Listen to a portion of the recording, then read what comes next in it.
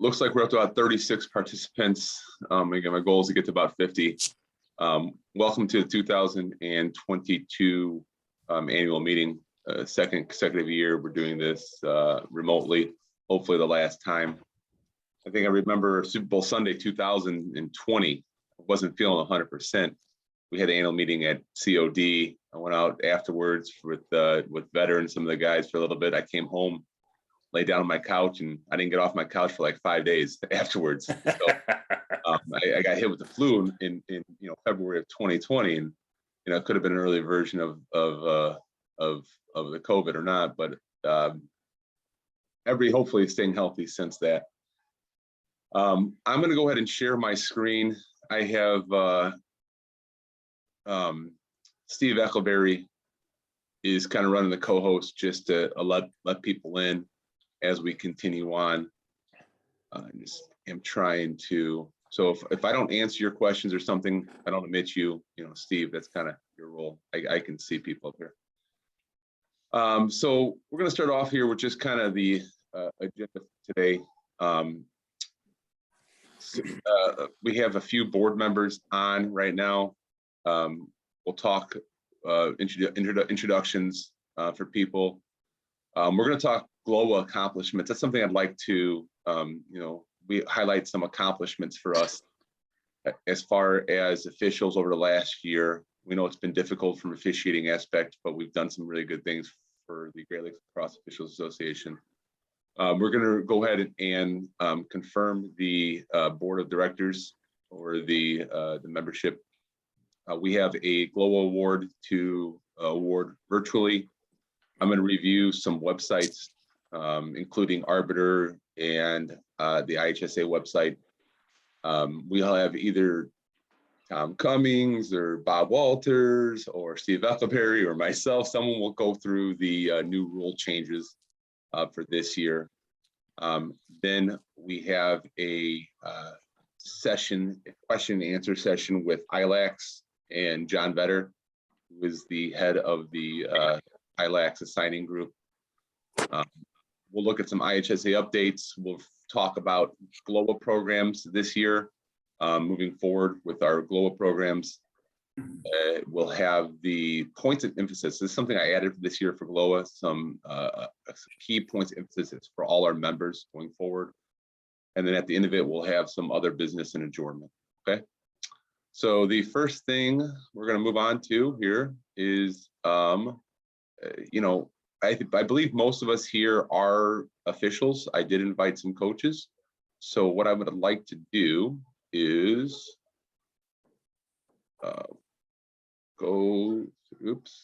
sharing my screen over here. All right, I'm gonna launch a questionnaire here. So go ahead and there's 40 of us on here. If you don't mind answering whether you're a coach, an official, or both. We know we have some people that do both. We appreciate having the input here. I'll give it about another 10 seconds for people to answer. We got about 80% participation rate. And 3, 2, 1. Perfect. So if you notice here, are you guys seeing the results on your screen? Is that yes? Yeah. Okay. Yeah. So majority of us here are just officials. We do have some both coaches and officials with us today, and so that's kind of going to gear us as an association, right? We're not just officials. We have people that are officials and coaches together, kind of helping out. The next question I have is, do we have any first year officials? It's a yes or no question. So if you're a first year official, this is your first year officiating lacrosse, go ahead and throw it on in there. I'll give you about 15 seconds to answer. And this is going to kind of help us out to see that. I'll end the poll now and share. So got about 10% of us here that are brand new first year officials. So thank you for joining us today, and hopefully through the trainings this spring that will allow you to hit the lacrosse field and work with us starting in early March. John Bosco is going to kind of talk with you a little bit later on, I'm sure, about training for first year officials and how you can get involved with the Arbiter website. He's kind of the head of the head of ILACS with that. Those people that are not first year officials, all right. How long have you been officiating for?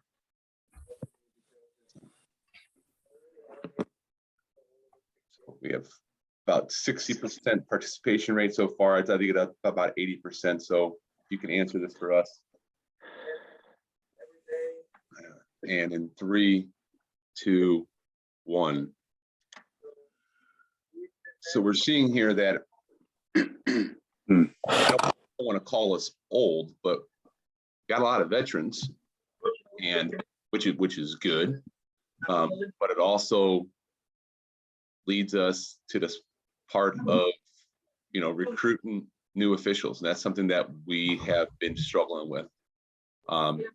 We of the 41 of us that are online right now, only 5 of us have been officiating lacrosse for less than 5 years. So that's a mission for GLLOA that we've been struggling with, as well as ILACS, as well as everybody. We understand that the recruitment of new officials is not easy. And the last thing, again, this is all anonymous. And we're anxious to close. Let's just know your age. If you can code and categorize yourself here. So we'll give about another 5 seconds here for people to go ahead and throw their age in there. We got about 85% participation rate. And 3, 2, 1. So you can also tell we're not getting much younger. Okay. Yeah. I have another 4 months of falling into 30 to 39 category, and then I'm going to go myself up to the 40 to 49 category. But if you look between 50 and 70, right, that's 80% of our members on today are over the age of 50. And that's something that we needed to as well. We've been working with some coaches from different lacrosse organizations, both high school and college, trying to get some of their players out here to help out. And we do have a lot of high school players that will officiate the lower level of youth games for us, as well as college players that will officiate them. But our goal is to get them involved more with our association moving forward as well. So that's just a little bit, just kind of a survey of where we're at here. So I want to look at some accomplishments over the last year for us. It's been, 2021 was tough. We got on the field a little later than we'd like to. We made it work. As far as 2021 for GLLOA, we made it free for everybody, right? We want to make sure that, the hardships we had, plus 2020 people paid in 2020 for the GLLOA memberships and for their training. And again, for what it's worth, whatever we take in from your membership fees, we usually spend that strict on the trainings themselves.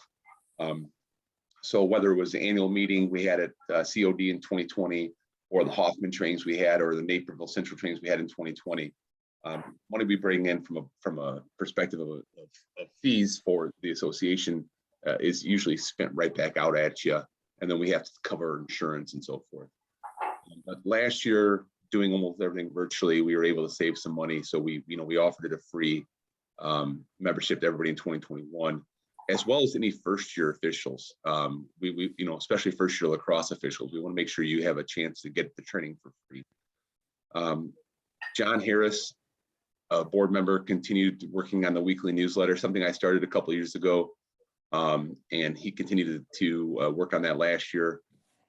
Promotion of officials. We had a large number of officials again get promoted from the IHSA from X to R. For those of you that don't know the IHSA, X is your entry level. You have to spend 2 years as your entry level, and then you can go for promotion to an R, which stands for registered, I believe, or recognized.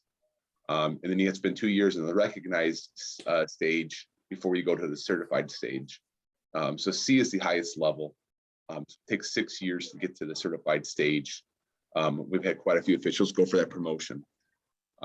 We've also had some new officials into the college officiating. We've had this year, I think I got 10 members on here.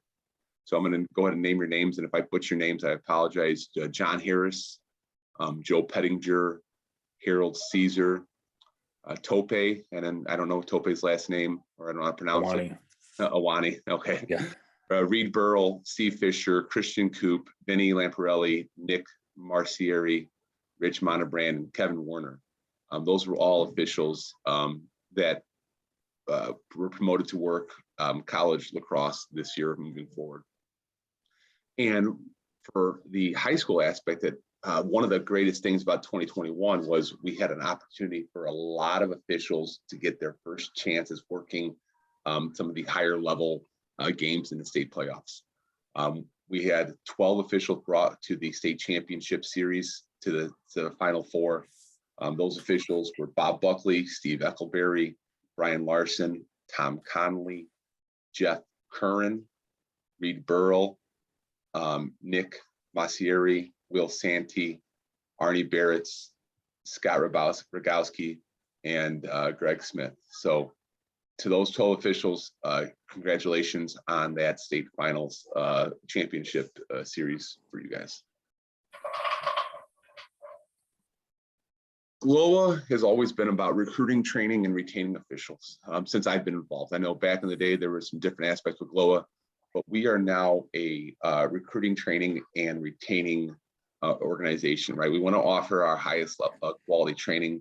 So we work with the state certified clinicians, as well as board members and our general membership to try and figure out what we need to do to advocate the growth of the game and support us so we're better lacrosse officials.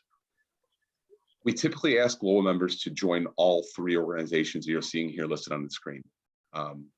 USA Lacrosse offers referee insurance. As far as training resources, they give you national resources for mechanics. They do a Laredo program and an official development program.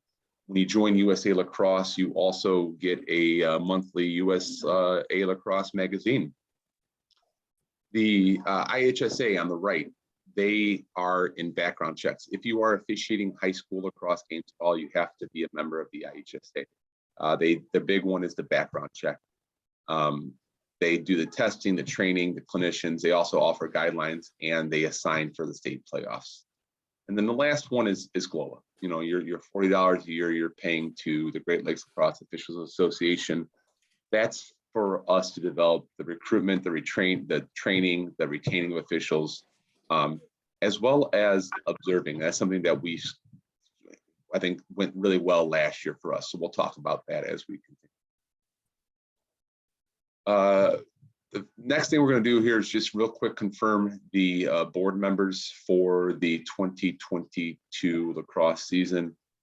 So after I show you the nominations for the board members, we'll need to go through this series here of having a member seek recognition of the floor, and then making a motion to pass that, approve the board membership. If we need to have any debate, we can, and we'll put the question to a vote and we'll go from there. So this year, you're going to notice our board membership has dropped a little bit. I'm going to talk a little bit about Tom Ellis and Gary Dinklau in a second. Them two have decided to step down. So I'll explain those in a second. But as far as the board membership goes, these 8 members, Nick Brescia, who continues to be an advisory member through our legal counsel, Dave Kroc, who is our treasurer and our GLLOA liaison, Scott Rogowski, who is our secretary, Bob Walters, who is a USA Lacrosse certified trainer, as well as working with USA Lacrosse, IHSA, and GLLOA and ILACS for observations. Tom Cummings, who is the IHSA head clinician, Steve Eckelberry, who is also a USA Lacrosse certified trainer. He's an ILACS liaison, and he is our technical advisor if we have any technical issues. John Harris, who is the board member in charge of the newsletter, and then myself, who is the president. So what I need now is the approval of the board. So do I have any members willing to make a motion to approve the board for the? I motion to approve. Do I have any Roscoe. members I motion to. Second it. Jeff Kern seconds. seconds that? Okay, any questions, debates? Okay, what I need to do is this, then I'm going to, because I'm really tech savvy on Zoom. All those in favor would just go yes. Those not in favor will go no. Once we get a majority of officials, we will close it, and we have 30 of the 40. If I have one more person vote, I get 75% rate. One more, there we go. All right. So we noticed the membership has approved the board for the 2022 school season, or 2022 lacrosse season. All right, back to where we're at here, which leads to my next point. I want to first off say thanks to Tom Ellis and Gary Danclow. Tom Ellis, has been a personal mentor of mine since I first started. He was working my first game with me. He's one of the reasons I decided to get started here with lacrosse officiating. He's done a lot. He brought a perspective, again, as a lacrosse parent, as a board member, as an official. When it was club ball, Tom really did a lot of work with that, and he's done a lot of work with the training. He's still an IHSA certified clinician. He still is planning on working some, high school and college, I believe. But just again, sometimes the overall the task of of 8 to 10 meetings a year might be tough for some people. Second person is Gary Danclow. Gary, again, was Naperville Central's lacrosse club president for years, and he's been huge in helping us get our lacrosse training at Naperville Central High School, for the past few years, as well as the development of officials. He's helped out with some tournaments as far as being the director of the tournaments. And again, a huge resource for us. I don't know if Gary's going to be officiating or not. I know he's been on some of the meetings, but I do appreciate those two people and their help. I had two officials. I sent out a letter of interest in maybe December about people interested in joining the board.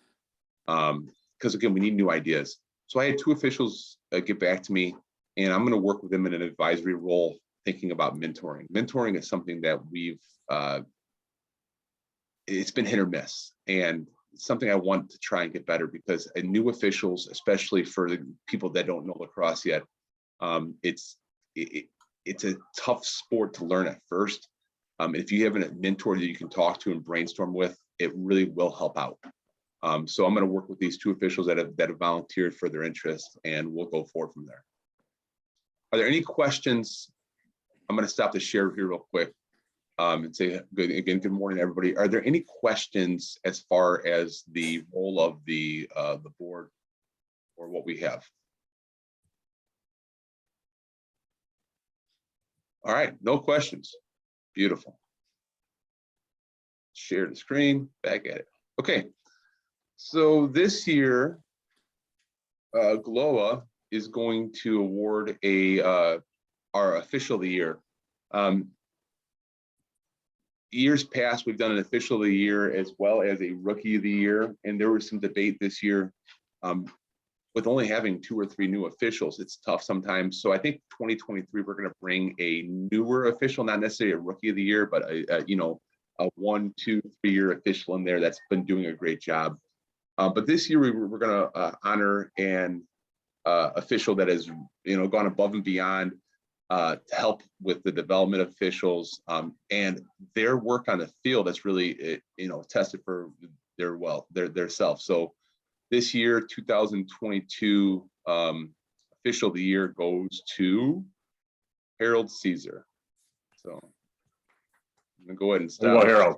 I'm gonna say, yeah, congratulations, Harold. I think I even see him on here too somewhere there. So I just got some claps going on. So Harold, congratulations. You've done a great job. I've only had a chance to work with you once. That was over at NEQA this year in the playoffs. But I think you've done a great job.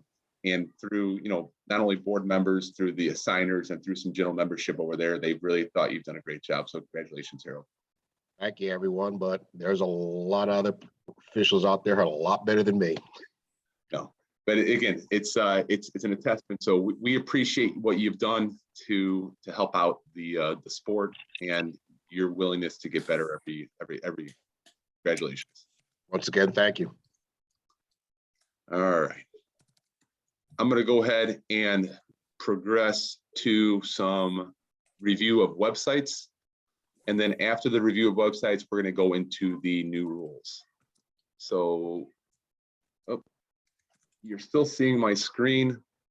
I'm going to put this on the other one. I apologize, just so I can make sure. Okay, Arbiter Sports. That's our big assignment one. Okay. So we're going to review some stuff on Arbiter Sports. Schedule it. Click on schedule. If you've got a games, this is where you'll see your games. This is where you'll see what you're getting paid this year for lacrosse officials. Okay. If you need to accept it, it'll show up as accept over there. Okay. This is your group that you're working for. It shows you who's working there. My game one is on March 24th. All right. I'm not referee one on that, but if I want to know a little bit more about this game, I click over here on the game note itself. So Reed, myself, and Anthony will be on the game. Reed he's the head referee, so he'll be responsible for contacting the schools. If I want to know if I need to get off the game, that's the person you're emailing. This is John Bosco. Okay, so you don't need to go to Veteran all the time. This is the person you're emailing over here. The site, this one, again, Wabanzi Valley is the home school, but it's being played in Matea Valley. All right. You should, as the referee number one, take a look at this information here. Shows you the AD. Here's the person this is the person you should email. Email the day before the game. Confirm everything you need. Okay. Confirm, hey, we're there to referee lacrosse. We're going to start at 7 o'clock. It's playing at the stadium in Matea. All right. Confirm that if it's a cold weather game, this is March 24th. It could be 17 degrees outside. It could be 80 degrees outside. Okay. But if, do we have a location inside? We can go to the pregame if needed. Okay. Make sure that they have somebody there.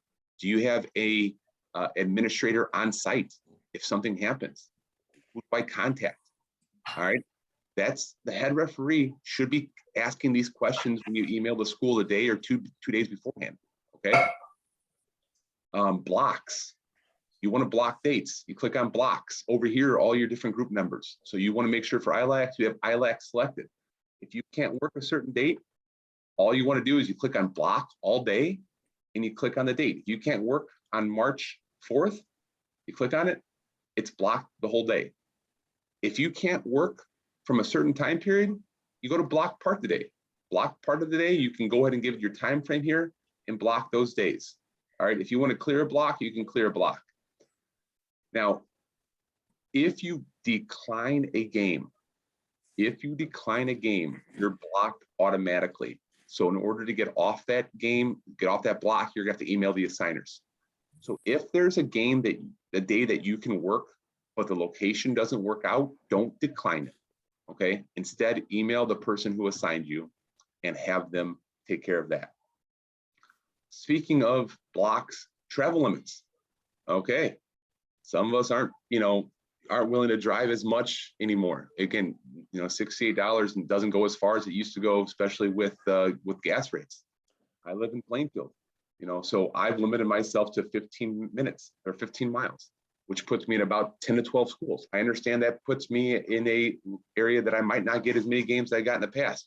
Well, that's my, as an independent contractor, that's my decision. So you go to travel limits.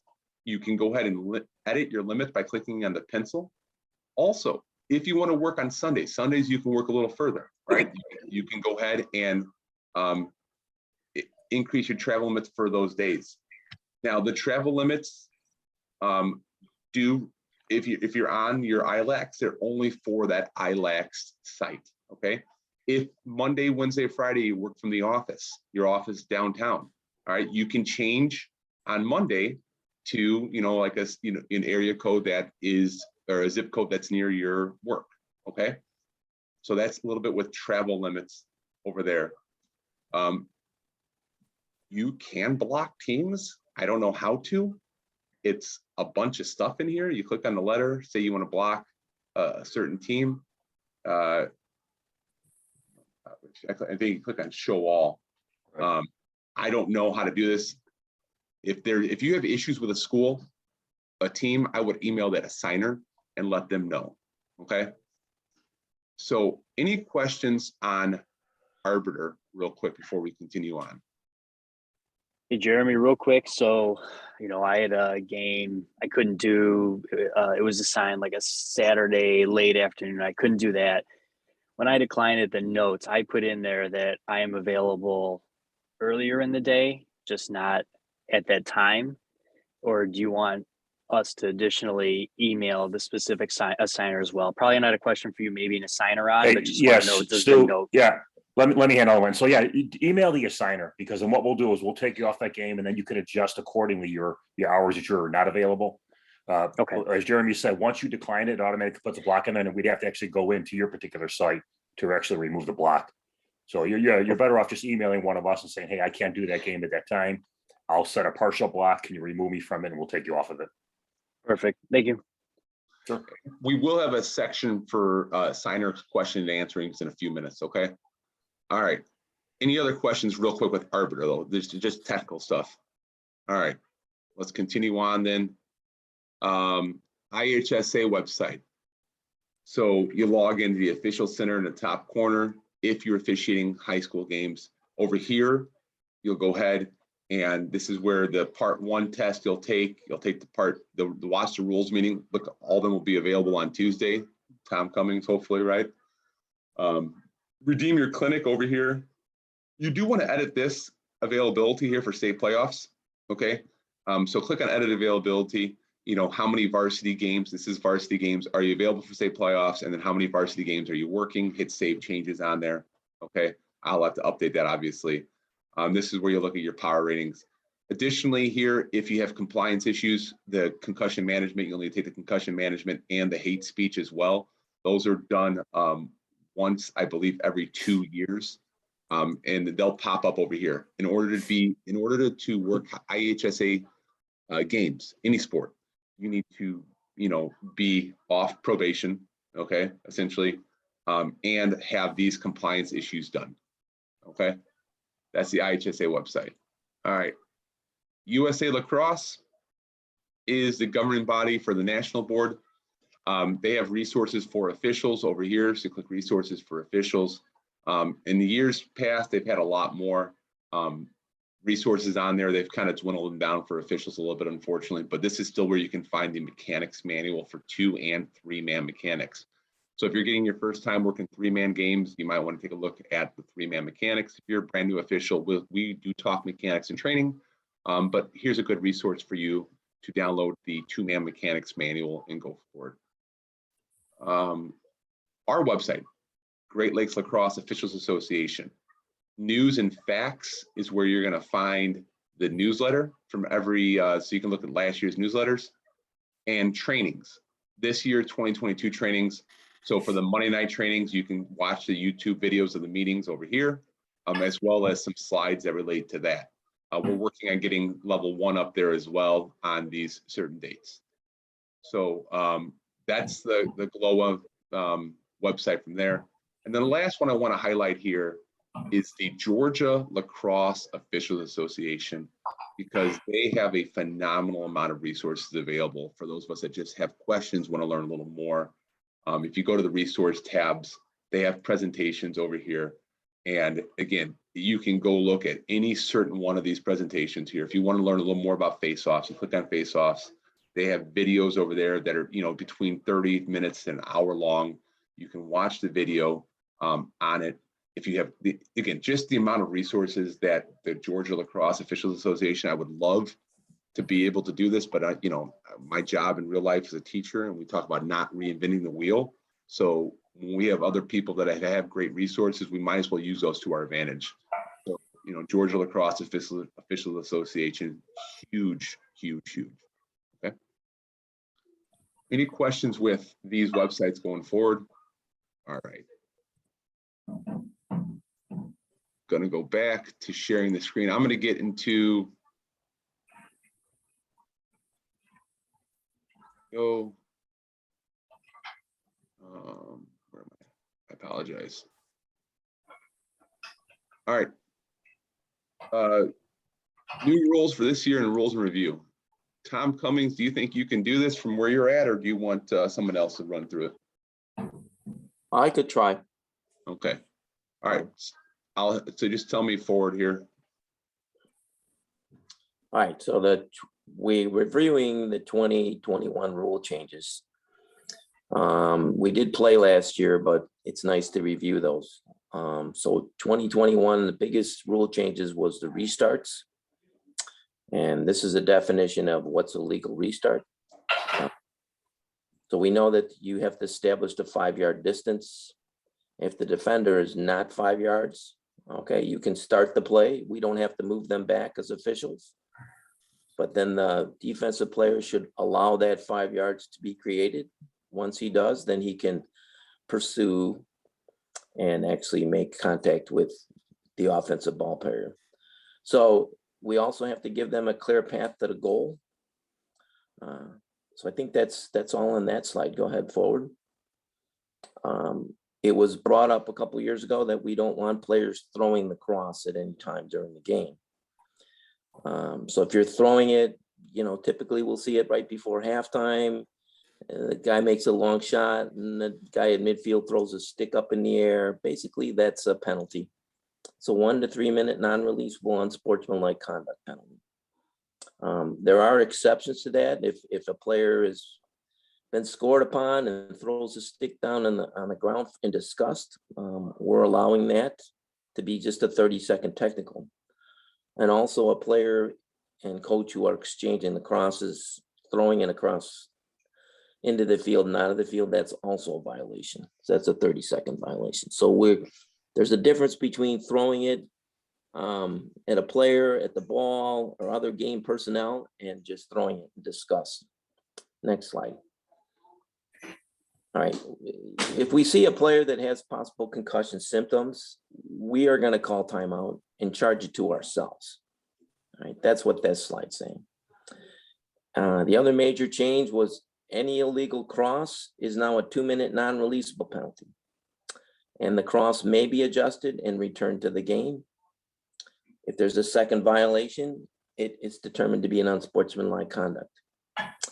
Any cross on the bench area is allowed to be inspected. So if that coach is out there using his former stick and shooting at players, he needs to take his stick and throw it in the bag.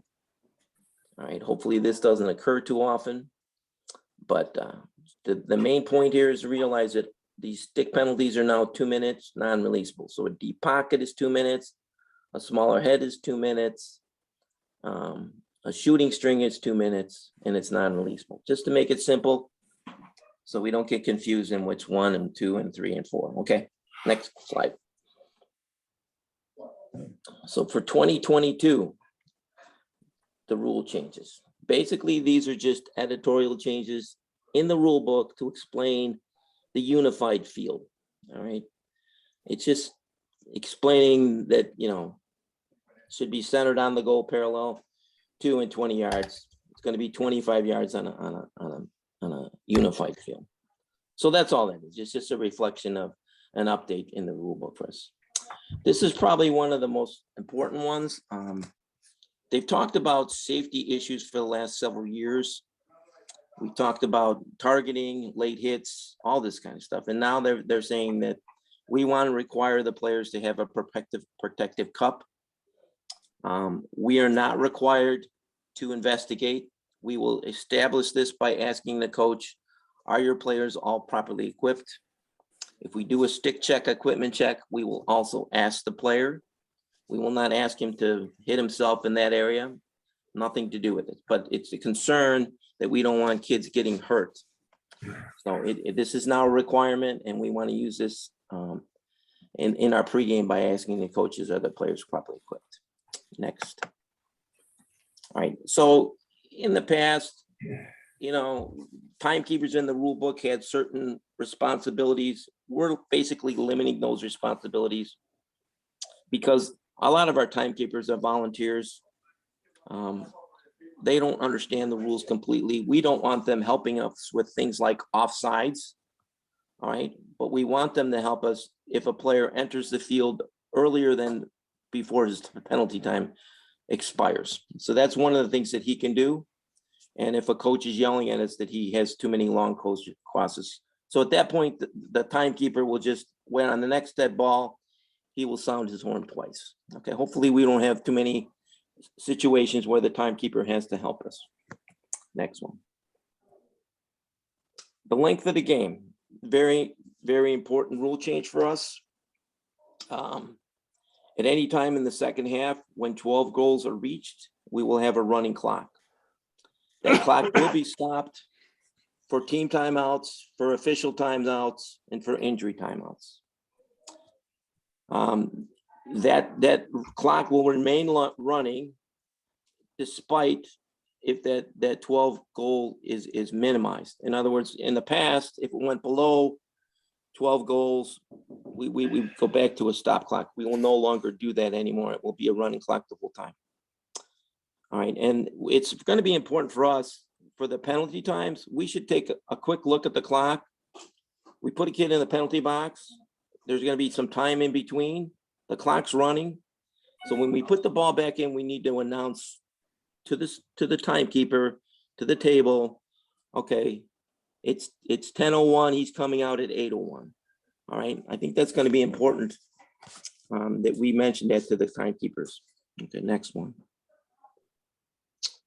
All right, so the big change this year for face-offs, they've lent themselves towards what the colleges are doing. All right, we still are going to place the ball at midline because of the COVID, and then we're gonna move the players around. Okay, first we're gonna say go down together, and now the players have to stand when they're facing the ball off, and they remain standing until the whistle sounds to start to play. So if they're standing, all right, and the whistle goes and they drop to their knees, that is okay. All right, so I want to make that clear. We have other restrictions that we've always had before.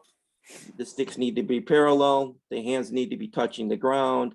There's no tape on the head of the cross. We'd like to see the color between the head and the gloves. The other thing is the front hand, all right, will be up in a palm up position.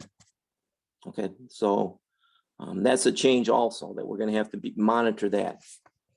And then the whole thing is involved is we want to satisfy trying to get the face off as fair as possible. All right, so we want to try to get the ball in the middle of their crosses before we say set and back off and blow the whistle. We need to vary our technique. And one of the things that I see a lot of is a lot of players will, or a lot of officials will put the ball down, and then like their pants are on fire, they turn around and run away like a madman.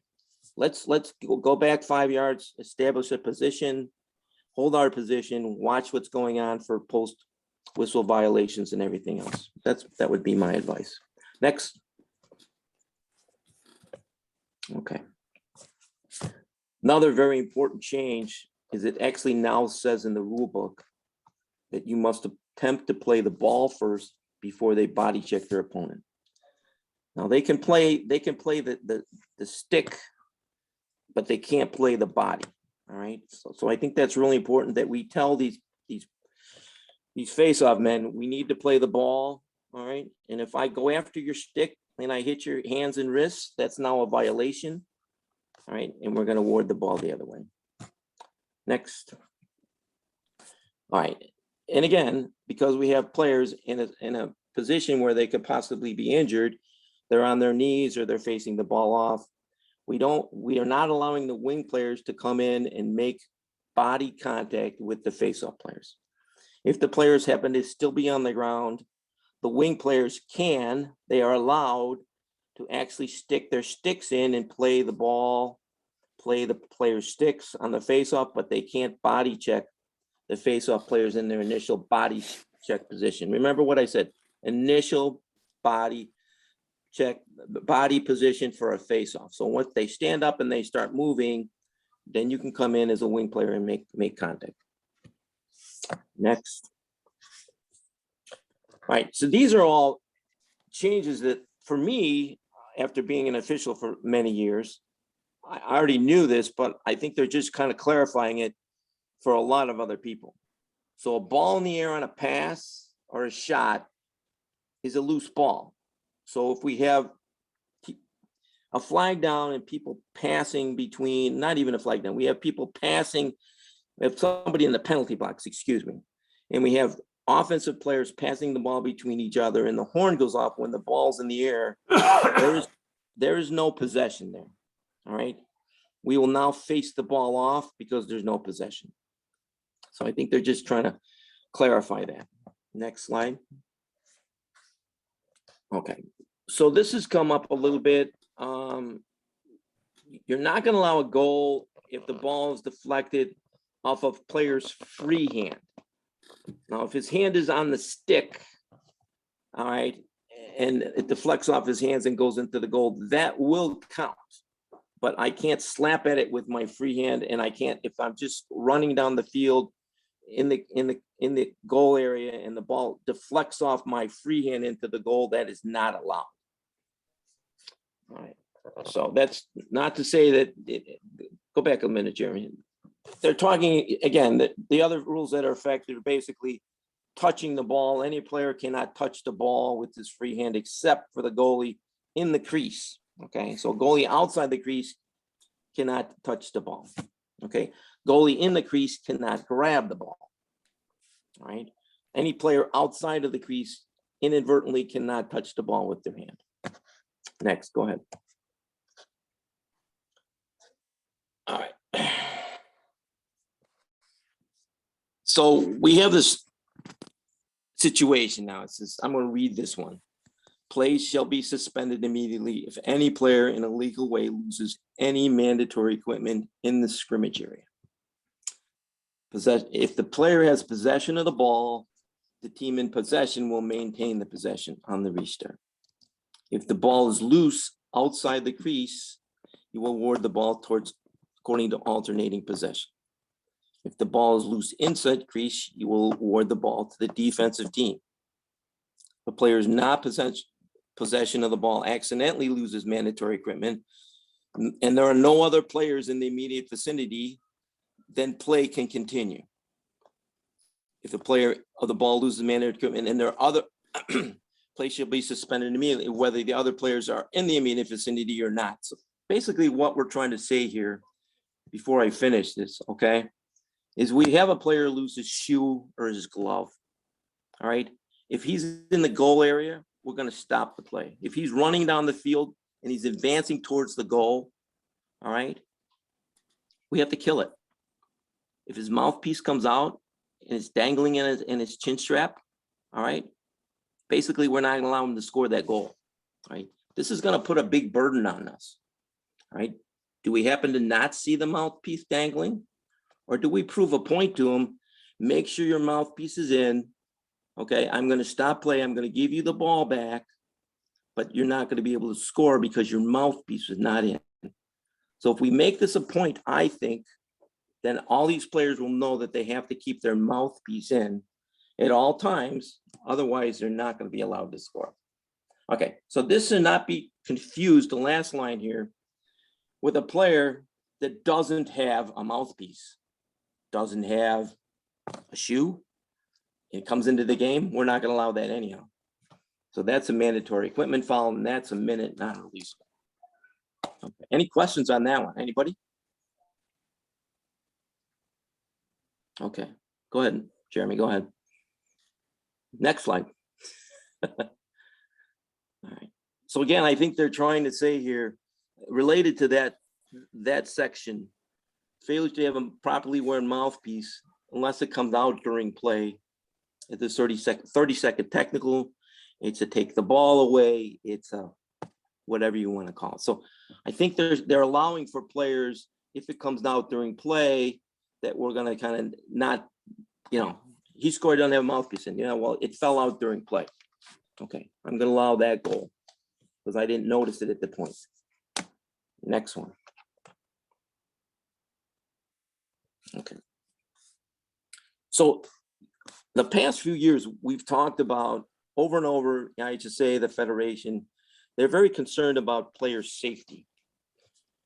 The penalty situations for body checking a player from the blind side, body checking a player with his head down, all right, targeting a player, all right, they've now added body checking a player laying on the ground.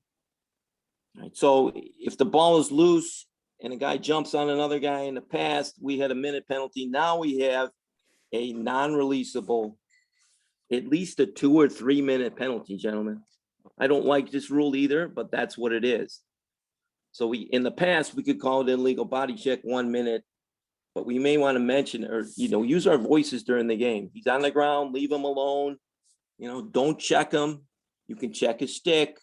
You can check the ball, but don't check his body when he's on the ground. So that may help us with some preventive officiating, but it is a 2 to 3 minute non-releasable penalty. Next slide. All right. So this is this is an area which I've discussed the last several years in each one of my promotion exams. Basically, it's penalty time and stacking penalties. So we can never have more than 3 players from the same team serving penalty time at the same time. All right. We can have 4 guys that need to go in the box, but one of them is going to sit by the side at the table, and his penalty time does not start until one of the first 3 in the box's time's release. Now, if we have a goal that's scored with 3 players in the box, all 3 of those players are released. The player standing and waiting is not released because he's not begun his penalty time. All right, so that's basically what this ruling is talking about. It's all in there. If you have any questions, please contact myself or somebody else, Bob Walters or Steve Eckleberry or even Jeremy, and we can clarify this further. All right. All right. So again, I think I'm going to read a little bit of this. Okay, I guess not. It's multiple penalty fouls. All right. So any player already in the penalty box will remain there until penalty is released. Sequence of foul cannot be determined. Fouls will be administered and served in the order in which they occur. Releasable penalties will be served before non-releasable penalties. If a penalty has multiple penalties, they were served based on the sequence of the last foul. If the sequence of both of fouls cannot be determined, the players with the least penalty time will serve first. All right. So if we have somebody that, you got him going in for a cross check and then he decides to cuss you out and you want to give him unsportsmanlike, we're gonna submit both of those penalties. He's gonna go in first. For the obvious timing one was the cross check, and then 1 minute non-releasable will occur after that. All right, next slide. So this was something that the Federation came up with and I thought was helpful. I guess it's really not in the rule book yet, but they always talk about situations where you're going to withhold your whistle on an imminent scoring opportunity. So typically on the second defensive foul is committed, all right, unless the scoring play is in progress. So the NFHS has defined imminent scoring opportunity that you must be attacking half of the field. So you must be going forward and you must be over the midline. And then you must be continuing to advance forward. So if you get across midline and you veer off and you go into the alley and you go in lateral to the restraint or even parallel to the restraining line, lateral to the goal, then we're going to kill it. We're going to stop play with immediate whistle. If you have the ball behind the goal line, okay, all right, you're okay there. But once you advance above goal line extended, all right, you can't go back behind it. Hey, Tom, Yes, can we go back to that previous slide a second? sure. Isn't that incorrect? The non-releasable penalty should serve first. You know, before the I releasable. think, yeah, John, I actually read this and thought the same thing.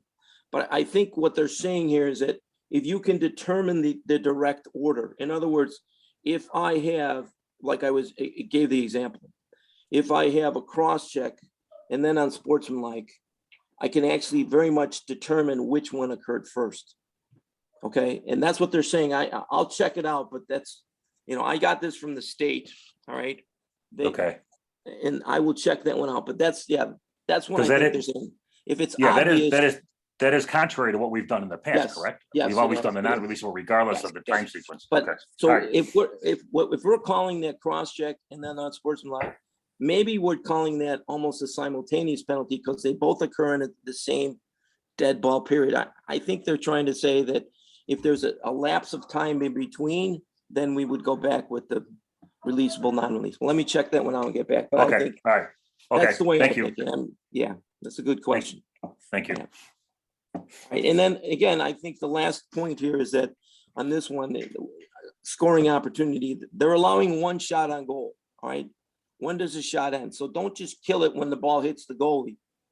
All right, because that shot is not actually ended yet. I saw a shot several years ago, hit the goalie, come off the goalie, hit the ground. My partner blew the whistle. The ball had a very unusual spin on it and spun back into the goal.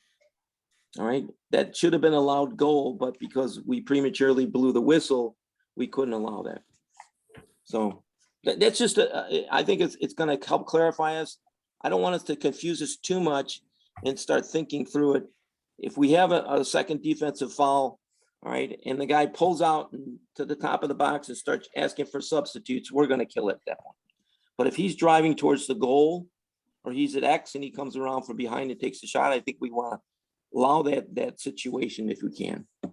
All right, next, Jeremy. So these are just editorial changes. To me, again, there are things that we probably should know anyhow. But we can read through these if we want. Hopefully we'll put these up on the GLLOA website. All right. You know, you can play the game with 10 players. You start the game with 10 players. And if something happens, somebody's ejected or somebody gets hurt, you can continue the game with less than 10 players, with 9 or 6. All right, as long as we can maintain offsides, and that's what this is talking about.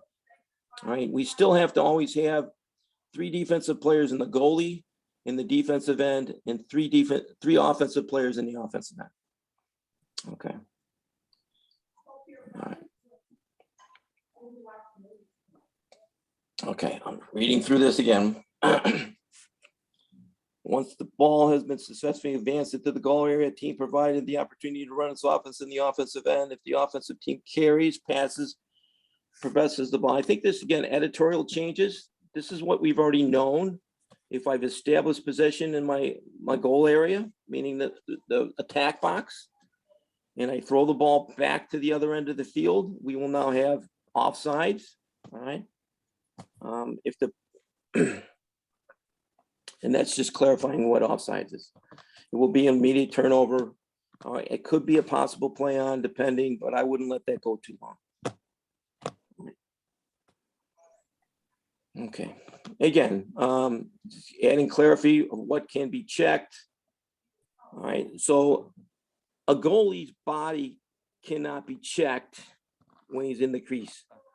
His stick extended outside the crease can be checked as long as there's not possession, meaning the ball is not in his cross. So a goalie reaching out to deflect or to intercept a pass between offensive teammates and the ball's in the air and the offensive player checks his stick, that's legal if the goalie stick is outside the crease. That's what this is clarifying. Next one. Only the portion of his cross that's outside. Right. Yeah. That's, yeah. I'm trying to simplify these because I don't want to read them all. All right. Again, this is, we talked about this previously. Any player is subject to having his equipment checked by an official upon request. All right. Once the game is over, you can't request equipment checks. All right. A guy sitting on the bench, all right, his stick can be checked. If he's not playing, doesn't make any difference. All right, that's all that's saying. Okay, so if you're going to call a stall on a team, and the defense must be playing the ball if the ball's in the attack box. That's all it's saying. If the defense is sitting back in the zone and not doing anything, and the offense coming in and out of the box and the defense never challenges them, then we're not supposed to be able to call stall. Okay. Simultaneous fouls. Gosh, I don't think we've ever heard of this before. When penalty times are equal or fouls cancel, if a team has possession or is entitled possession at the beginning of the simultaneous foul sequence, that team shall retain possession. If neither team has possession or is entitled to possession at the beginning of the simultaneous foul sequence, the ball shall be awarded to the alternating possession. The face-off will be held when a face-off is pending or in progress. So basically, all right, if there's possession or entitled to possession, then we're going to give the ball to that team. If there's no possession, you got the ball loose, one guy slashes, the other guy slashes back. Basically, that's a simultaneous penalty. They're both going to go for slashing. There's no possession. We're going to the AP. All right. I have a loose ball. I have a push. All right. Player B pushes player A. A gets pissed and turn around and slashes player B. All right. All right. I will not have, even though the ball's loose, the first violation. All right. I'm sorry. Let me go back. What will happen is the slash will override the push penalty for time wise. So that will not be alternating possession. That will give the ball to the team with a lesser penalty time. All right. Hopefully that's understandable. That's in the book. I've tried to clarify that in the past. I'm trying to do it quickly here, so I apologize for rushing through it. Next one. Okay. Points of emphasis, sportsmanship and conduct, fans, coaches, spectators. I define it simply as respect the game. All right. We're trying to make lacrosse a game that everybody wants to go and watch, and they're not worried about people fighting and having, fights in the stands with parents and things like that. Equipment, we've made the equipment changes. We brought these up the last couple years. Shoulder pads have to have the no-skate element on it. I'm just gonna ask the coach if they're all certified according to the rules. I'm not gonna go check people's shoulder pads. I'm not gonna check for protective cup. I'm gonna use my statement to the coach before the game that he's clarified that all the players are properly equipped. We've talked about the face-off changes. All right, the key things. You're going to stand, remain standing till the whistle, palm up. You need to play the ball first. Wing players can play sticks, but they cannot play players. All right. Player safety. Again, it's just points of emphasis, head and neck contact, defenseless player, targeting, and now they're adding body checking to a player on the ground. And again, this must be a 2 or 3 minute non-releasable with a possible ejection. All right. It has to be severe, but we can use that element if we need to. Officials Mechanics Manual. The Federation has adopted the US Lacrosse manuals. So Jeremy alluded to this earlier. Go on US Lacrosse, find the 2-man mechanics, use that, find the 3-man mechanics. We're trying to do it in our classes. It's sometimes nice to see in the paper form, and then it's sometimes nice to actually have somebody go through it with us. All right, I think that's it. Good. Hey, Tom, Questions? great job. Real quick, I just want to clarify, if you go to page 81 of the rule book this year, it does say non-releasable goes first. So Okay. that must have been a Okay. typo in those. And that's Yeah, must have been. So- I'm not sure what they were trying to get across, but Yeah, because yeah. everything was virtual this year, but usually that's what we do. We usually do non-releasable first. Thank you. Any other questions with the new, I know it's there's a lot of stuff going on here. Any questions with the new rule changes right now? Go and unmute yourself if you have questions, please. Going once. Going twice. Sold. Okay, real quick, I'm going to continue on. I just want to go through one more thing real quick. Under trainings for this year, for 2022, the USA lacrosse video is like 17 minutes long, and they do an awesome section on face-offs. I'm not gonna watch it here, but it's under our training. I'm assuming that might be part of the IHSA requirement as well. But if you want to watch it on your own, the 2022 USA Lacrosse video is there and they do a great job with the face-offs. Okay. We're gonna go ahead and roll into continuing on. We're on slide 42 of 42 of 57. So let me, it's been a while since I've done this. Let me get back in here. So we're gonna go a little bit with the assigner's perspective now. I'm just gonna go through. First thing is ILACS is the governing body for assigning officials. And we're gonna turn them over to them in a second. I'll have this PowerPoint posted on the website, but for those of us that are new, we had some little differences today. You know, John Vetter's kind of the head of ILACS, and he does the Central Suburban League, which is some up north conferences.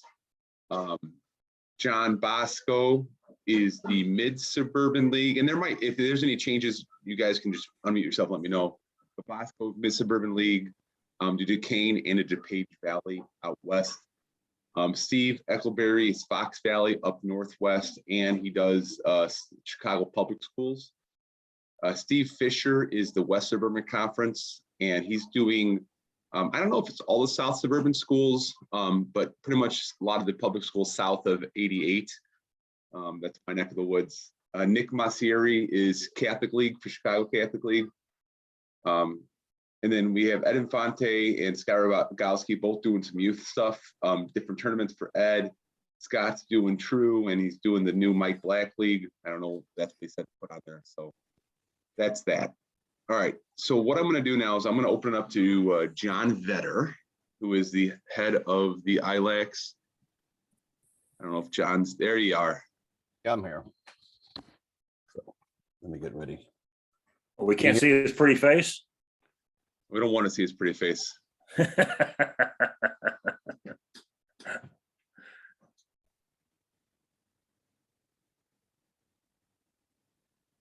John is unmuted. And then I think John said he's going to pretty much do he'll bring a couple things up, questions. Yeah, that's, you know, it's as usual, you know, take the games on time, want to, whatever, want to do, decline them or take them. You know, make sure that, you know, that we do the, you know, call the schools, notify school, find out where it's at, kind of deal. Your expectations as a crew, your crew chief, if you're listed top, always make sure you got the crew together. As usual, we expect to move sometimes on game day because games will come up, move stuff, so we might lose people at different times. So, you know, you might be here at Barrington, all of a sudden you shift into Schaumburg. So, you know, just because we've got some guy sick or something happens to somebody. So dress the part, look the part, make sure you're throwing the flags, guys.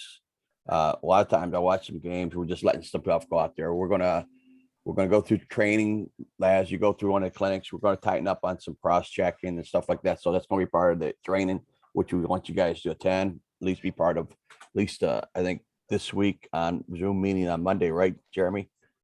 Is the cross-checking stuff. Yeah, that Scott is going to talk personal fouls. Yeah. So that's very important. Even if you're not going to get the clinic credit, just go attend those, listen to those, because those things are going to start changing on the college stuff. So and that's about it. I mean, really, you got any questions for me or us? Yes, questions. So John, Quickly, I didn't see the assigner for the North Suburban Conference on the slide you showed. That's me. Okay. What's not covered? I got everything that's not covered. So, you know, I do the Loyola, I do North Suburban, Central Suburban, stuff like that. So it's still about 40 schools I do. So, and then that's where, and then Tony, we got 3 schools in Central Illinois we do. So we got Tony down there doing those things. All right. Hey, Jay, that being said, though, you can contact any one of us. Yes. If you have an issue with a game and you need us to remove you. I will tell you that during the season, John's pretty wiped out, John Vetter. So feel free to contact any one of the other assigners too, even if it says Vetter assigned it to you. Any one of us can remove you from a game, you know, adjust things for you. So don't hesitate. You can get a hold of any one of us. Yeah, so the other question, when Jeremy was showing the his schedule for the Arbiter, I noticed he had a couple of 3-person games. So is there a mixture on the varsity level of 2 and 3-person games? And if there are, how do you assign the 3-person versus a 2-person game? Yeah, we have certain conferences that require us, or certain schools require us, like Duquesne is all 3-person. York went 3. I think we do the top end like Glenbard West. Those LT games are 3 persons. We do some New Trier are 3. The Catholic Conference, all those guys are 3-man. Brother Rice, Comerl, they're all 3-man. St. Rita's 3-man, I think now. So a lot of schools request 3 persons. And how we assign them, we just find a slot and find out who's available. It depends on the game. I mean, most of the schools that I do North Suburban are 2. We just don't have enough officials up there, and it's hard to get up there with, and do 3-man because we're even though it's at the best lacrosse, we have probably least population of officials up there. So, I mean, I don't, you can ask John Bosco how he signs 3 persons, but mine's just who's available, what fits the right mood, what fits me right kind of deal. Yeah. I think a lot of it too is experience level, how long you've been doing varsity as well too. Cause like John said, typically the 3-man games are teams that are a little bit better in lacrosse than say some of the mid-suburban type teams. But that being said, I mean, we want to give a lot of guys opportunity to start to learn 3-man as well too. So, just shoot me an email if you think that fits with you. Again, most of that's going to probably be far travel for you, Jay, because it's the DuPage Valley, which is quite a distance from where you live. But certainly we could try and work one of those in for you. Other questions for signage before I bring up my questions? All right, John. So again, for those of you that have been in a loop, since June, I've been trying to work with some of the athletic directors in charge of boys lacrosse, as well as ILACs, in trying to bring up our officiating fees for lacrosse officials. This year, we've been unsuccessful, unfortunately, in that. As far as your roles as officials, as independent contractors, you accept games that you want to work. If you don't want to work them, don't accept them. If you don't think $68 is worth your time and your money, don't accept the game. Okay. If you do, if it's something that you think is appropriate for your time, then accept it. It's your decision. But again, since 2012, 2013, we've been roughly about the same pay raise, or same pay schedule at $68 for a varsity game. So going forward, John, what is ILACS trying to do to help out the membership, to help out the lacrosse officials with compensation for some of the games? We are on the same page as every other sport. We all did a presentation with all the NISOC teams and stuff like that in December, November. If you guys did basketball, you see the Jeff Soares email. They are going to go pay raises across the board on all sports, just not this year. It's got it first. It's a budget thing. You just can't start raising taxpayer money in the middle of the season.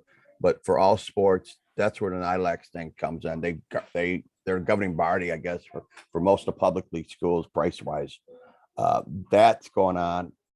We will know in April. They hope to have it finalized April, and know in April what the price increase. They said it's going to be one big bump first time, and the percentages over the next several years. What their bump is, I can't tell you. If you, like I said, if you've seen Jeff Soares, if you did basketball, you saw Jeff Soares. That's actually the email I got, copy email I got. All the guys that did the presentation got that same email from NISOC. So that's where we're at. That we raise our youth thing up $5 for everybody, but True gets the $5 bump in the fall. That's the last out of the youth stuff. $5 more game in fall. So we went from Lacrosse America, went 45 to 50. Mike Black stuff 45 to 50. True's going to go up $5 in their tournament starting in the fall. 45 to 50. So those is what we done. But like I said, as far as the schools are, once once we get NISOX information, we'll pass that on to the Catholic League and raise them accordingly to get to the same level. So if we go to 70, you know, is what 70, if they get $6 for, 2023, then we'll raise the Catholic League the same way. So that's the expectation. But we're not going to raise, we can't raise high school this year at all. So they did away with the prorated thing. That's the only thing they did for us this year. So if you work a double header, you do a Schaumburg, you do a JV varsity, you won't take that dollar difference. So it'd be 60 cents, the two fees together. So instead of the 101, I think it goes a 114 or something like that. The $13 you'll go that. So, but they did that for all sports. All right. Any other questions on that? So if we do a double header, we should be getting 126. That's a JV varsity. If we don't, if the school are issuing the 113, what they've issued in the past, or 111 they issued in the past, how should we handle that? Just send me an email and we'll address it with them, because they're going to do it for everybody. It's not just your game; it'd be everybody's game. So I have an issue with the whole school. But they're very used to doing. They started with football. They're doing it for basketball sports, so winter sports. So everybody should be on the same page by now. And Rogowski, were you going to mention something? I saw you unmute your microphone talking to youth. Yeah, I just wanted to talk a little bit about, Steve Eckelberry and I have worked diligently to get these groups to now pay us electronically, and we're now paying electronically. So moving forward, we're trying to pay relatively quickly. A lot of these guys, we've seen, have worked the tournaments, and we're paying them, within the week, or sometimes even less. But we're actually taking a stronger stance with the, True Lacrosse and G3X to make sure that we get paid sooner, so we can actually pay out sooner. So I wanted to make sure that that gets out there. And also, we're assigning Pipe City this year. Steve Eckelberry and I are going to assign Pipe City. So anybody that wants to work Pipe City or any of the tournaments in that, please reach out to us, because we're going to need all hands on deck. That's it. Awesome.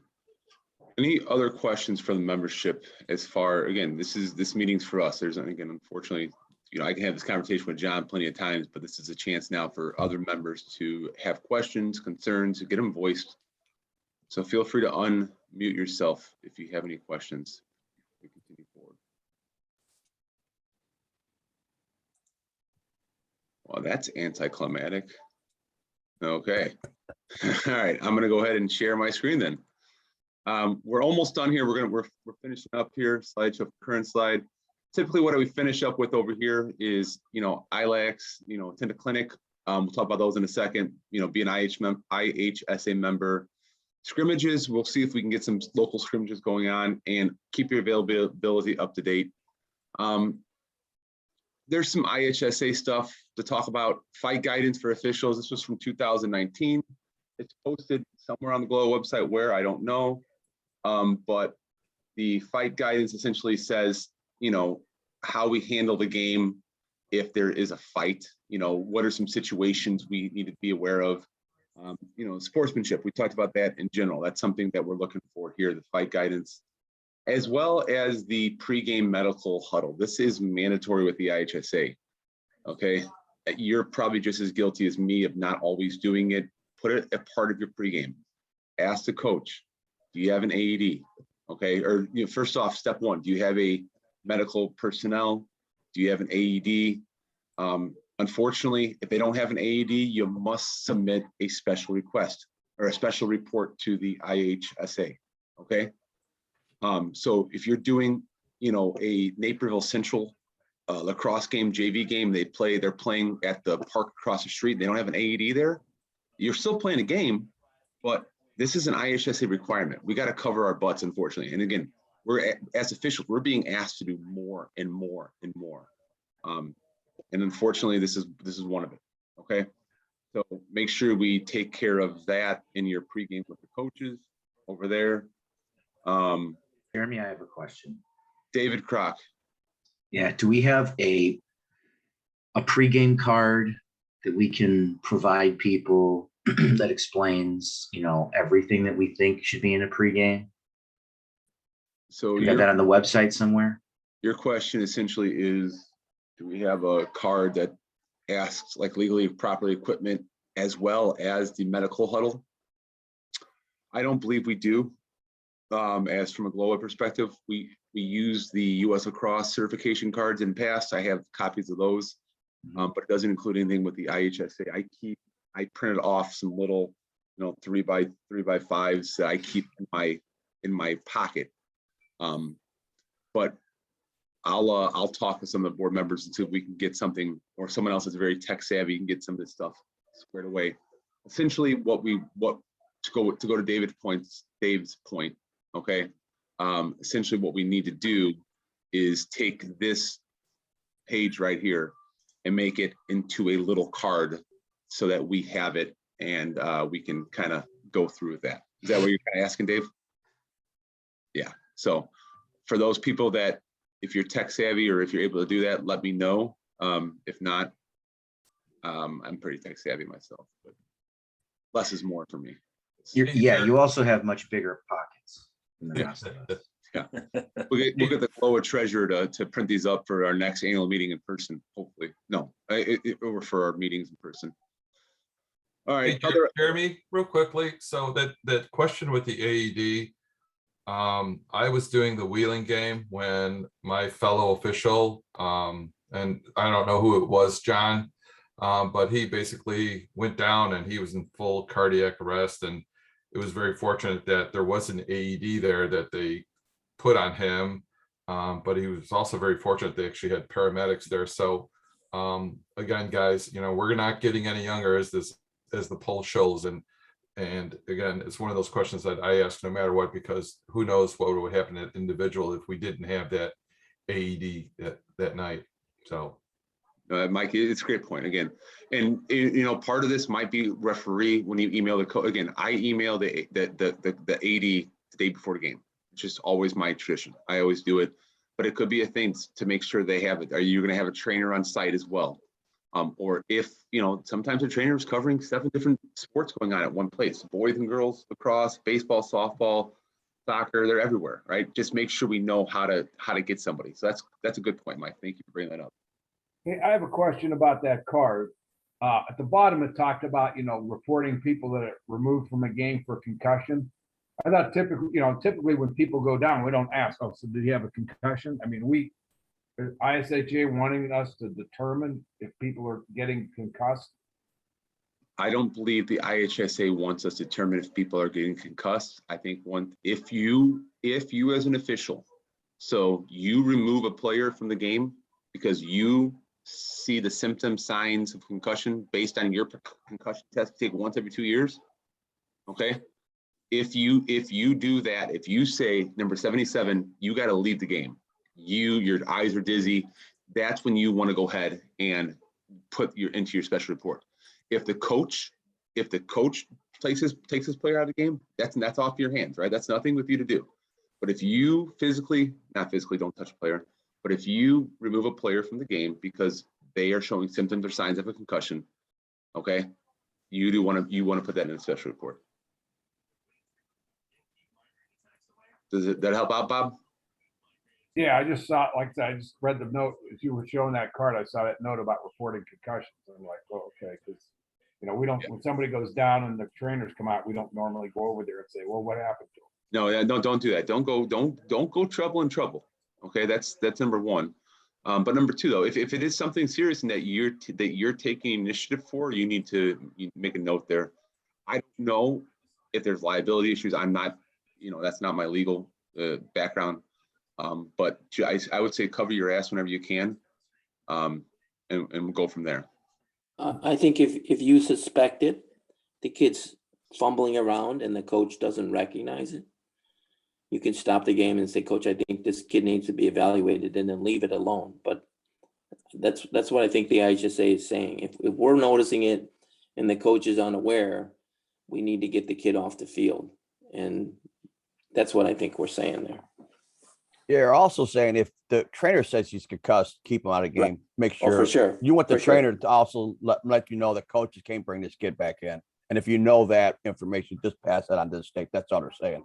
I mean, don't ask for it, but if all of a sudden the trainer says, listen, he's done, he's concussed, we keep it on site, then just report it as that. I mean, I wouldn't ask, but you want to make sure that that coach don't, and they don't. Now they don't. The old days, you know, when we were young, they threw you out there no matter what.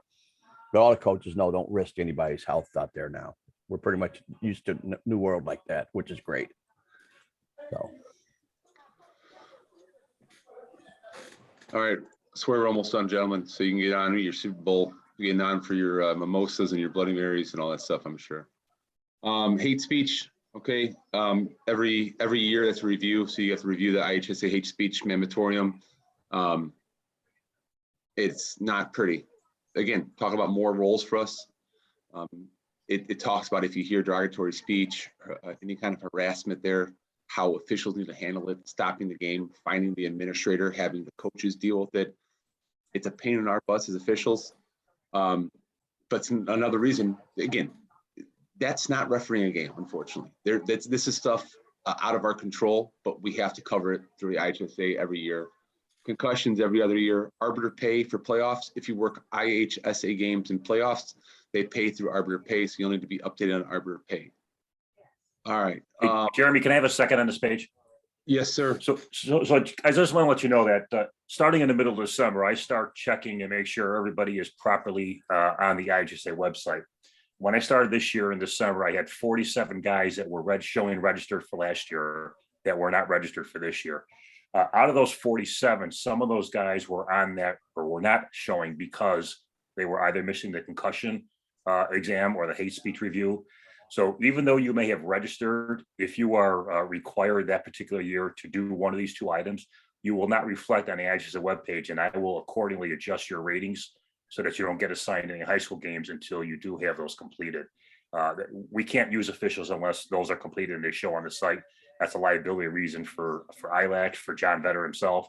So just make sure that, if you have registered, that it'll be highlighted in pink on your personal page that you got to do those. Just make sure those are done. And it usually only happens to guys that only do lacrosse. If you're doing basketball and football, you pretty much have those done by the time lacrosse season goes. All right, thank you, John. Last couple things. Rules interpretation from the IHSA is scheduled to be released on Tuesday. Tom Cummings, is that still all scheduled to be released on Tuesday? As far as I know, the state's handling that. Well, let's go. Part 1 test as well, the 15th of February through, you need to take the Part 1 test every year. If you want to go for that promotion XR to C after 2 years, you need to get 2 officials and 1 coach or athletic director to recommend you for promotion. If you need help with an athletic director or coach, email John Vetter. He will help you out with that. If you need help, if you want to get promoted and you're an X or an R, email one of the certified officials. You can email me and I'll give you a list of certified officials. And it's just very quick for us to do. It takes us 30 seconds as an official to recommend somebody. Part 2 test, you'll have a 1-week timeline for a Part 2 test. GLLOA training. So I'm going right now. We started this is week 3 tomorrow night for us. We have a Monday night option for newer officials, first, second, third year officials. Option 1 is from 6:30 to 7:30. Steve Eckelberry's been doing a great job along with Tom Cummings with that. We've had about 20 people or so average for the 1, which is great. Level 2, we've been doing online from 8 to 9 on Monday nights. We've been 5 to 40 people. Those are recorded and put on the GLLOA website for you to review if you'd like to. Option 2 is going to be the in-person option. We're going to want to get a firm number of people, and I'll work with Bosco and Vetter on that as well. Option 2 is going to be Saturday, March 5th and Sunday, March 6th for level 1. We want to give you a little bit more time as well as hopefully some on-field experience on that Sunday, March 6th. That's going to be at Hoffman Estates High School. John Bosco will be running level 1. Level 2 will be only on Sunday, March 6th, and that's going to be John Vetter running that. What I'm going to do is I'll get you guys some firm numbers on the GLLOA website of who is scheduled for just those dates over there. We'll try to get you scheduled for that. Okay.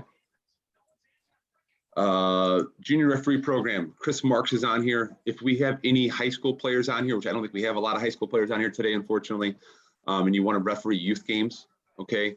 We kind of go through this order over here, joining USA Lacrosse. You're more than welcome to attend any of the GLLOA memberships. We don't charge youth officials, so we don't charge high school players to officiate lacrosse. We just got to make sure you cover the USA Lacrosse Youth Training course, okay? And then Chris Marks, he's kind of been the person that help out with getting some of these people set up. So Chris Marks is there. Observations. Bob Walters last year did an amazing job using the USA Lacrosse observation program. I think he had a chance to observe over 30 officials at varsity level games, got feedback within, 24 to 48 hours. Feedback as far as mechanics, judgment, rules, philosophies. He did a good job of meeting with the officials after the games for a quick informal feedback, and then gave them a formal report. So we appreciate Bob for doing that. And we're hoping that he can continue that on this year. Bob is, again, he's off the field now, but he's been willing to help GLLOA and continue to be a asset to our officiating community. So thank you, Bob, for that. And we'll work on trying to get some different people observed this year that if you didn't have a chance to get observed last year, we'll try to work for some more. This year, GLLOA, we're going to continue on our newsletter. John Harris will continue on that. Includes some quick reminders and links to some videos that we can use, especially as the season progresses. What are some things that the assigners are getting feedback from that we need to improve on that we can include in our newsletters?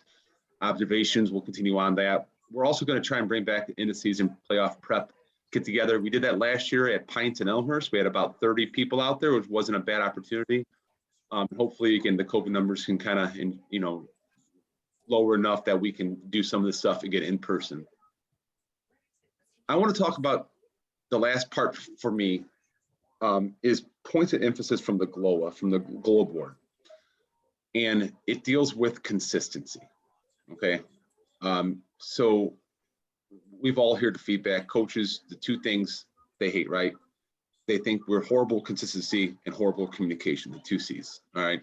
Communication is something that will grow over time. You try to explain to the coach. You don't need to, don't need to give them a dissertation. You don't need to give them a rules lecture.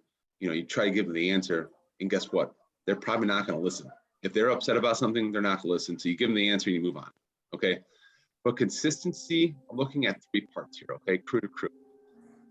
No matter what crew you're on, okay, you should handle the game the same way. All right, we should have a pregame with the coaches, okay? I do my pregame with the coaches together. I take coach of A, coach of B. We're together at the 50-yard line.